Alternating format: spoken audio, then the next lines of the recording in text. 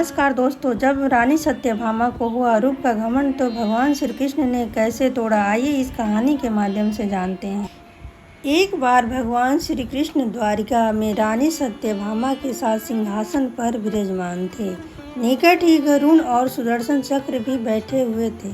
तीनों के चेहरे पर दिव्य तेज झलक रहा था। बातों ही बातों में रानी सत्यभामा ने श्री कृष्ण से पूछा, हे प्रभु, आपने त्रेता युग में राम के रूप में अवतार लिया था। सीता आपकी पत्नी थी, क्या वे मुझसे भी ज्यादा सुंदर थी? द्वारिकाधीश समझ गए कि सत्यभामा को अपने रूप का अभिमान हो गया है। तभी गरुड़ ने कहा कि भगवान, क्या दुनिया में मुझसे भी ज्यादा तेज गति से कोई उड़ सकता है? इधर सुदर्शन चक्र से भी रहा नहीं गया और वे भी कह उठे कि भगवान, मैंने बड़े बड़े युद्धों में आपको विजय श्री दिलवाई है, क्या संसार में मुझसे भी शक्तिशाली कोई है? भगवान मन ही मन मुस्कुरा रहे थे। वे समझ गए थे कि उनके इन तीनों भक्तों को अहंकार हो गया है और इनका अहंकार नष्ट करने का समय आ गया है। ऐसा सोचकर उन्होंने गरुड़ से कहा, हे गरुड़, तुम हनुमान के पास जाओ और कहना कि भगवान राम माता सीता के साथ उनकी प्रतीक्षा कर रहे हैं।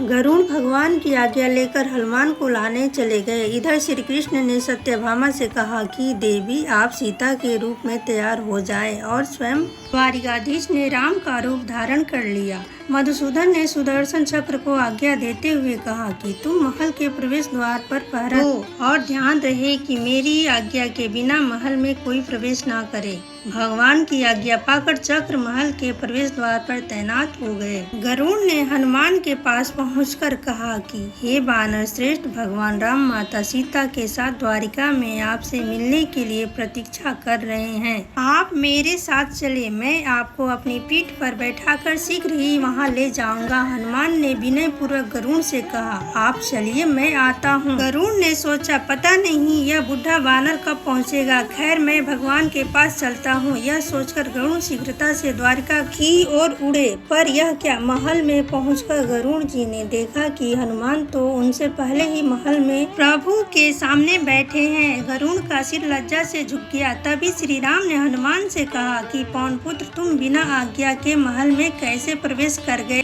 क्या तुम्हें किसी ने प्रवेश द्वार पर रोका नहीं? हनुमान ने हाथ जोड़ते हुए सिर झुकाकर अपने मुंह से सुदर्शन चक्र को निकालकर प्रभु के सामने रख दिया और बोले कि प्रभु, आपसे मिलने से मुझे इस चक्र ने रोका था, इसलिए इसे मुंह में रखकर मैं आपसे मिलने आ गया, मुझे क्षमा करें। भगवान मन ही मन मुस्कुराने लगे। हनुमान ने हाथ जोड़ते हुए श्री राम से प्रश्न किया, हे प्रभु, आज आपने माता सीता के स्थान पर किस दासी को इतना सम्मान दे दिया कि वह आपके साथ सिंहासन पर विराजमान है? अब रानी सत्यभामा का अहंकार भंग होने की बारी थी। उन्हें सुंदरता का अहंकार था जो पल भर में चूर हो गया। रानी सत्यभामा, सुदर्शन चक्र व गरुड़ तीनों का गर्व चूर चूर हो गया था। वे अब भगवान की लीला समझ गए थे। तीनों की आंखों से आंसू बहने लगे और वे भगवान के चरणों में झुक गए। अद्भुत लीला है प्रभु की, अपने भक्तों के अहंकार को अपने भक्त द्वारा ही दूर किया था।